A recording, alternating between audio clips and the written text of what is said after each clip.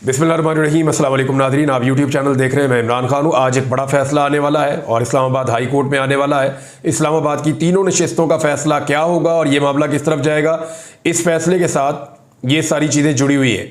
ये एहतशाम कियानी साहब है और उन्होंने इसके बारे में एक बड़ी ज़बरदस्त तहरीर लिखी है। उसमें जो फैक्ट्स हैं वो बड़े ज़बरदस्त तरीके से उन्होंने बताए। हुआ ये था कि 2 मई को पहली समाअत की थी जस्टिस तारिक महमूद जहांगीरी साहब ने, क्योंकि हाई कोर्ट के जो जजेस होते हैं ना, उनके ट्रिब्यूनल्स बन जाते हैं और इलेक्शन कमीशन ऑफ पाकिस्तान में जो मामला सेटल नहीं होते वो पटिशन्स हाई कोर्ट के ट्रिब्यूनल में आ जाती हैं। फिर वहाँ पे फैसला करते हैं जज साहब कि ये सीट किसने जीती है और यहाँ पे धांधली हुई या नहीं हुई और 2 नंबरी क्या हुई है। तो तारिक महमूद जहांगीरी साहब के पास जब ये सारी सिचुएशन पहुँची तो उन्होंने जी सबको तलब कर लिया, नोटिस जारी कर दिए कामयाब उम्मीदवारों को, क्योंकि नून लीग के उम्मीदवार 50-50, 60-60 हज़ार की लीड से हारे हुए थे और जाली फार्म 47 के ऊपर ये इलेक्शन जीते हुए थे। लिहाजा इनको बुलवा लिया गया। अदालत ने बुलाया तो उनके तोते उड़ गए और साथ में अदालत ने ना सिर्फ नून लीग के उम्मीदवारों को बुलाया बल्कि आरओज को भी बुला लिया, रिटर्निंग अफसरान को, और उन्हें कहा कि अगली पेशी के ऊपर आप असली फार्म 45 लेकर आएंगे। सारे ना सिर्फ लेकर आएंगे बल्कि साथ आप बयान हल्फी भी लेकर आएंगे और अगर किसी ने झूठ बोला या गलत बयानी की तो वो जेल जाएगा। इस तरह उस वक्त माहौल गर्म हो गया था। मुस्लिम लीग नून की हुकूमत ने फौरी तौर पे एक ऑर्डिनेंस जारी कर दिया जिसके तहत इलेक्शन ट्रिब्यूनल जो है, जो कि जज साहब पे मुश्तमिल था, जस्टिस तारिक महमूद जहांगीरी साहब पे, उन्होंने कहा जी सर्विंग जज के बजाय जो है ना वो रिटायर्ड जज भी इस पे लगाए जा सकते हैं।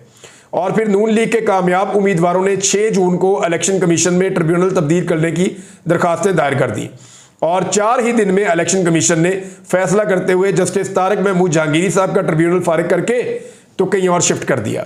इस्लामाबाद हाई कोर्ट में ये ऑर्डिनेंस चैलेंज हो गया और फिर इलेक्शन कमीशन का ट्रिब्यूनल तब्दीली का फैसला कल अदम करार देने की दरखास्तें भी दायर हो गई।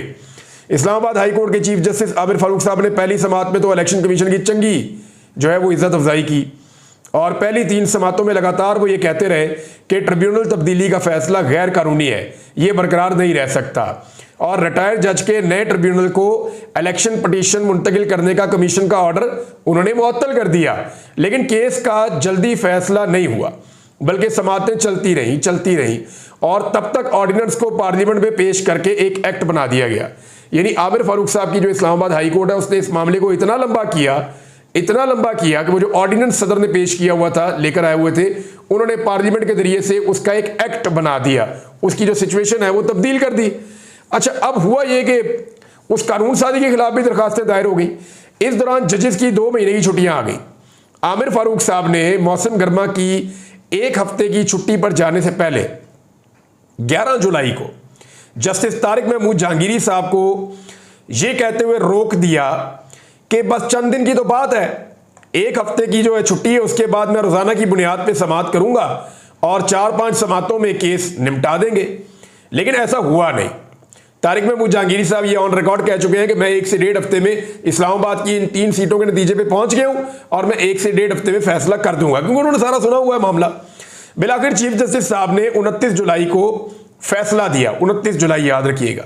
और आज क्या है, आज जब आप ये वीडियो देख रहे हैं तो आज 19 सितंबर है और 29 जुलाई की बात है, 50 दिन हो गए इस बात को। 29 जुलाई को फैसला इन रिमार्क्स के साथ महफूज नहीं किया बल्कि उन्होंने कहा कि जजमेंट रिजर्व नहीं किया, बल्कि वो ये कह रहे हैं कि ये वेट फॉर ऑर्डर है, यानी मैं 1-2 दिन में फैसला सुना रहा हूं, यानी इस किस्म का उन्होंने वहां पे रिमार्क्स दिए। लेकिन एक बार फिर ऐसा नहीं हुआ। वो जो फैसला 1 या 2 दिन में आना था, 1 महीने और 20 दिन के बाद अब आज मुकर्रर किया गया है कि वो फैसला आएगा। होगा क्या, इसको इतना लंबा लटकाया गया है सिर्फ इसलिए कि मुस्लिम लीग नून की इस्लामाबाद की 3 सीटें बच सके। और ये 3 सीटें बचाने का मकसद क्या था इस्लामाबाद की? मकसद ये था कि जब भी आईनी तरमीम की जाए तो ये 3 सीटें मुस्लिम लीग नून के काम आए। मेरी आप बात समझे। जस्टिस तारिक महमूद जहांगीरी साहब बहुत करीब पहुंच गए थे। उन्होंने नून लीग की ये 3 सीटें उड़ा देनी थी, या तो ये पाकिस्तान तहरीक इंसाफ को फौरन मिल जानी थी या यहां पे दोबारा इलेक्शन हो जाना था। इसके अलावा और कोई रास्ता नहीं था। तो इसलिए कि ये सीटें मुस्लिम लीग नून के पास रहे, ये केस लमक गया और इतना ज्यादा लटक गया कि 50 दिन तक भी वो फैसला नहीं सुनाया गया जो 1 या 2 दिन में आना था। तो अब ये फैसला आज सुनाया जाएगा। आमिर फारूक साहब हो सकता है फैसला जस्टिस तारिक महमूद जहांगीरी साहब के ट्रिब्यूनल के हक में दे दे। अगर उनके हक में देंगे तो वो फिर 1-1.5 हफ्ते के अंदर सीटें उड़ा देंगे ये वाली। लेकिन अगर उनके खिलाफ ये फैसला आ गया तो फिर अपील में चले जाएंगे बाकी लोग, दूसरी पार्टी। तो अभी इसके अंदर देखते हैं कि आज फैसला आता क्या है। एक और जो बड़ी खबर है, जो पाकिस्तान में इस वक्त सबसे बड़ी खबर चल रही है, वो ये है कि चीफ जस्टिस ऑफ पाकिस्तान कौन होंगे, कैसे होंगे। यही है अब तक की सबसे बड़ी खबर इस हवाले से। सबसे पहले तो आप ये देखें कि अली अहमद कुर्द साहब ने, क्योंकि आज एक बहुत बड़ी एक्टिविटी लाहौर में होने जा रही है। आज लाहौर में वकला की पूरे पाकिस्तान से जो तंजीमें हैं उनके मेंबर्स आ रहे हैं, सीनियर वकला इकट्ठे हो रहे हैं। और अली अहमद कुर्द साहब ने इस मौका पर आसमा जहांगीर ग्रुप से इस्तीफा दे दिया है और वो भी इसमें शामिल होने के लिए आ रहे हैं, क्योंकि आसमा जहांगीर ग्रुप वो रहा ही नहीं। एहसन भून साहब ने या तारड़ साहब ने, बड़ी मादरत के साथ, ये बड़े अच्छे वकला हैं, लेकिन इन्होंने इसको नून लीग का एक विंग बना दिया। यानी जो आसमा जहांगीर ग्रुप था वो कभी भी किसी पॉलिटिकल पार्टी को नहीं, वो बल्कि नजरिए को सपोर्ट करता था, वो अपने एक नैरेटिव के साथ चलते थे। लेकिन हो क्या रहा है, आसमा जहांगीर साहिबा के बाद उनका जो ग्रुप था आसमा जहांगीर ग्रुप, उसको एक पॉलिटिकल पार्टी की बी टीम बना दिया गया है और बहुत सारे वकला और भी परेशान हैं। तो अभी तो कुर्द साहब ने इसमें आगाज किया है और वो ग्रुप छोड़कर उन्होंने कहा कि कादी फायद ईसा का किस्सा कहानी अब खत्म, ये कुर्द साहब ने कहा। और वो आज शरीक होने जा रहे हैं, जो इजलास हो रहा है लाहौर में, कॉन्फ्रेंस हो रही है, उसके अंदर वो शिरकत करेंगे। निसार चीमा साहब का ताल्लुक नून लीग से, वो क्या कह रहे हैं जरा सुन लें, आपको आइडिया हो जाएगा।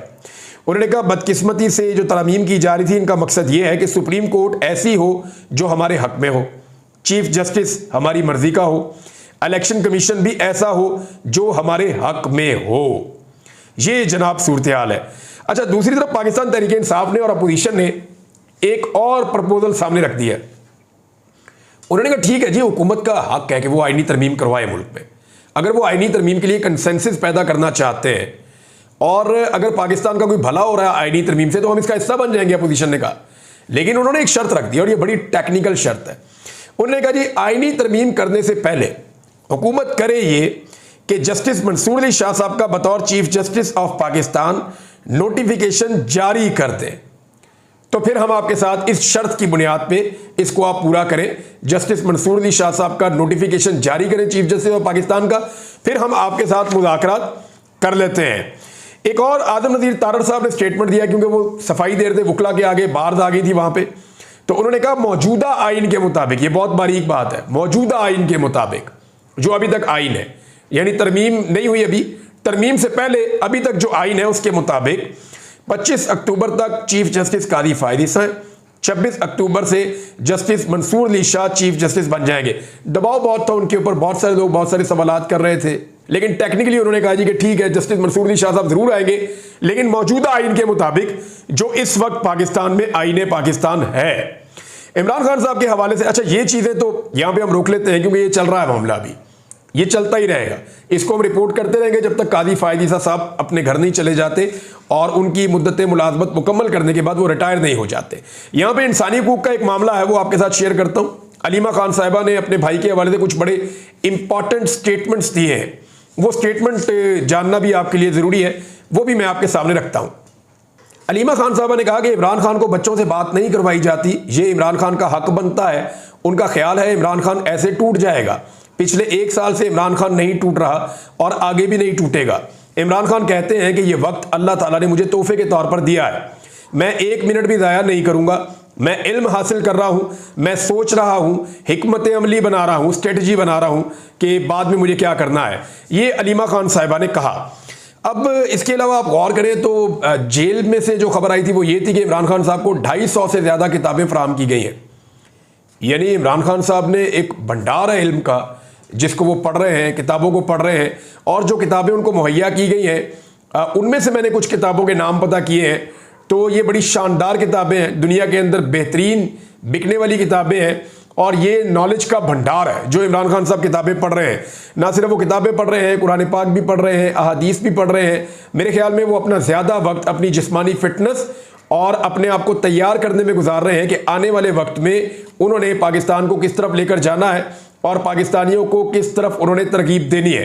तो इमरान खान साहब के लिए ये वक्त बजाय उन्होंने ज़ाया किया नवाज शरीफ की तरह या जरदारी साहब की तरह, या वो अस्पताल में पड़े रहे, उन्होंने इस टाइम को यूटिलाइज किया और इस पूरे साल के ऐसा लगता है कि एक एक मिनट को इमरान खान साहब ने अपनी तैयारी में इस्तेमाल किया है। एमनेस्टी इंटरनेशनल का एक स्टेटमेंट आया इमरान खान साहब को लेकर, यह भी बड़ा अहम है। उन्होंने कहा कि पाकिस्तान से इमरान खान साहब को फौरी तौर पर रिहा किया जाए।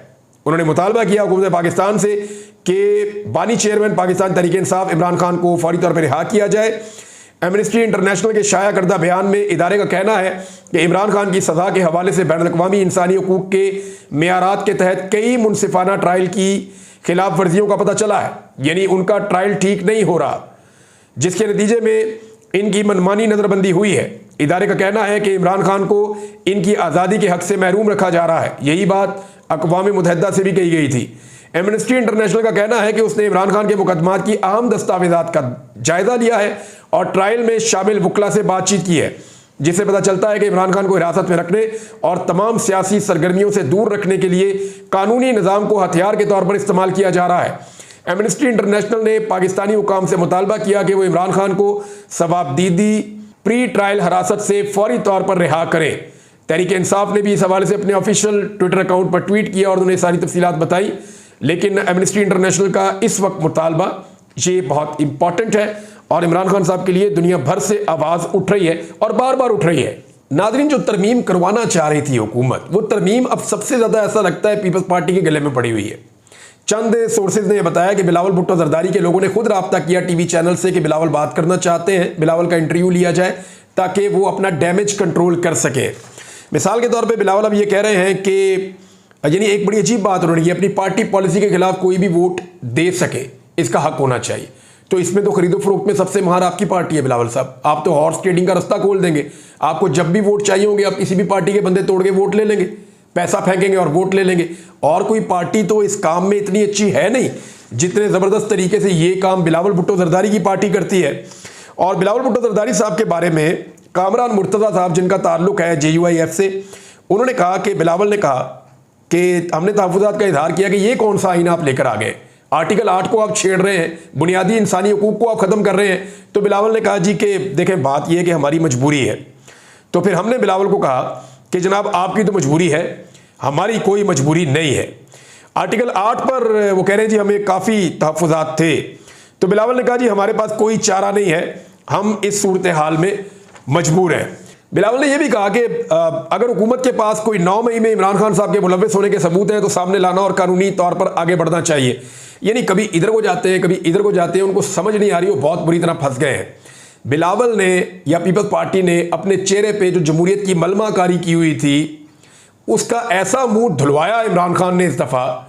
और जिस किस्म की ये तरमीम लेकर गलियों चौराहों में फिर रहे थे, लीडरों के घरों में चक्कर लगा रहे थे, इधर से बंदा उठा उधर से बंदा उठा, जो इन्होंने करतूत की है ना, ये कालक इनके ऊपर अब मली गई है। अब ये कभी अपने आप को जमहूरी साबित करने की कोशिश नहीं कर सकते जिस किस्म की तरमीम इन्होंने शारे दस्तूर पे पास करवाने की कोशिश की है। नादरीन, मैंने एक वीलॉग किया था और उसमें मैंने गलती से नाम ले लिया शबीर कुरैशी साहब का। वो शबीर कुरैशी साहब नहीं है, ज़हूर कुरैशी साहब है। ज़हूर कुरैशी साहब ने पाकिस्तान तहरीक इंसाफ के उम्मीदवार को शिकस्त तो दी थी, लेकिन उन्होंने मुबारक ज़ेब की तरह वोट इमरान खान साहब के नाम पे मांगा था और उन्होंने अपने लोगों से वादा किया था जब भी मैं इलेक्शन जीतूंगा ये सीट इमरान खान साहब को गिफ्ट करूंगा। लेकिन ज़हूर कुरैशी साहब ने जो है वो पाकिस्तान तहरीक इंसाफ को ज्वाइन नहीं किया और वो आज़ाद हैसियत में आज भी मौजूद है। जो लोग आज़ाद हैसियत में मौजूद हैं वही पाकिस्तान तहरीक इंसाफ के लिए खतरा है और ये लोग डेलिबरेटली अपने आप को इन्होंने आज़ाद रखा। ब्रिगेडियर असलम घुम्मन ये भी आज़ाद हैसियत में है, औरंगजेब खिच्ची ये भी आज़ाद हैसियत में है, साहिवाल से चौधरी उस्मान ये भी आज़ाद हैसियत में है और ज़हूर कुरैशी साहब ये भी आज़ाद हैसियत में है। शबीर कुरैशी मैं फिर तस्दीक कर दूं, मैं माजरत चाहता हूं आपसे। शबीर कुरैशी बड़े शानदार कारकुन है पाकिस्तान तहरीक इंसाफ के। इमरान खान साहब के लिए इन्होंने बड़ी मार खाई है, बड़ी कुर्बानियां दी हैं, तो ये बिल्कुल वो नहीं है, मेरी स्लिप ऑफ टंग थी, मैं उसके लिए माजरत चाहता हूं। ज़हूर कुरैशी साहब का नाम था। अब चौधरी इलियास साहब के मामले में मैं एक बात बड़ी आपको क्लियर कर दूं, ये आप देख लें, ये काफ लीग की लिस्ट है। ये काफ लीग के 4 MNA आपको नजर आ रहे हैं। इन पे जो सबसे ऊपर वाला MNA है काफ लीग का, ये चौधरी इलियास है। ये इमरान खान साहब के नाम के ऊपर वोट लिया और फिर लोटा बन के काफ लीग ज्वाइन कर ली और काफ लीग को अपना बयान हल्फी दे दिया और पाकिस्तान तहरीक इंसाफ ने एक मरतबा नहीं कई मरतबा इनको वार्निंग दी है और कई मरतबा इनको इंस्ट्रक्शन दी है कि आप इसके खिलाफ पटिशन डालें, इसके खिलाफ इलेक्शन कमीशन में जाएं, इसके खिलाफ अदालत में जाएं या हमारे पास डॉक्यूमेंटेशन करें ताकि हम सुप्रीम कोर्ट ऑफ पाकिस्तान में जाकर बात करें। लेकिन हर मरतबा चौधरी इलियास साहब जो है वो कन्नी कतरी होकर निकल जाते हैं, खामोशी से निकल जाते हैं, यानी बड़े आराम से। और हैरत की बात यह है जब भी कभी कोई मौका आता है खड़े होने का तो ये गवाह हो जाते हैं हादसाती तौर पे, इत्तफाकिया तौर पे, और जैसे ही वो मौका खत्म होता है ये फिर बरामद हो जाते हैं और आकर अपने घर में बैठ जाते हैं। यानी बच्चों को भी पता था क्या होने जा रहा है लेकिन इनको पता नहीं था। तो मैं आपको फिर बता रहा हूं कि ये जो चौधरी इलियास साहब है ये डील के तहत इलेक्शन लड़े थे। इन्होंने इलेक्शन के बाद बयान अल्फी लिखकर काफ लीग को दे दिया था और इसकी वजह से काफ लीग को एक मखसूस नशिस्त भी मिली। ये आप देख सकते हैं, मखसूस नशिस्त भी ये काफ लीग को इनकी वजह से मिली है। तो उनकी 4 सीटों में से 1 सीट इनकी है, लेकिन वोट इन्होंने इमरान खान के नाम पे लेकर लोटा बन के दूसरी पार्टी इन्होंने ज्वाइन की हुई है। और अगर इनको ये कहते हैं कि जी गलत कर दिया मेरे साथ, तो बताएं ना किस अदालत में ये गए, किस जगह पे इन्होंने पटिशन की, किस जगह पे इन्होंने शिकायत की। इनकी पार्टी इनको बार बार इंस्ट्रक्शन देती रही लेकिन ये हर दफा चुप करके निकल जाते हैं और बात को गोलमोल कर देते हैं। तो इन्होंने बयान अल्फी इमरान खान साहब को नहीं दिया, इन्होंने पाकिस्तान तहरीक इंसाफ के साथ और इमरान खान के साथ धोखा किया। अब तक के लिए इतना ही, अपना ख्याल रखिएगा, अपने इस चैनल का भी। अल्लाह हाफिज़।